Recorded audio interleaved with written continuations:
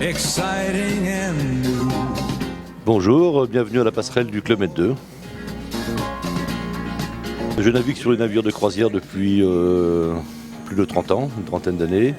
J'ai l'honneur de commander ce navire depuis 1992, depuis son origine, son départ des chantiers du Havre. Alors on peut accueillir 380 personnes passagers avec un équipage de 210-220 personnes.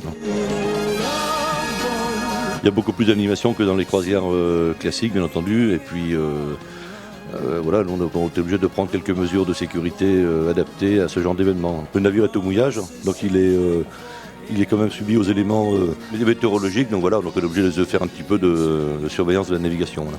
Alors tout ça est coordonné, en fait les yachts ne sont pas mouillés au hasard, les paquebots non plus, hein, on a une place qui est attribuée par le pilotage portuaire, hein, et puis on s'astreint à se maintenir à la place qui nous est attribuée.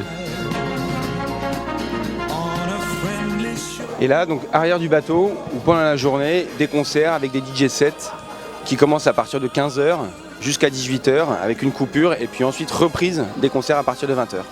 On a exporté une villa au sein même d'un grand bateau puisqu'il fait à peu près 200 mètres de long.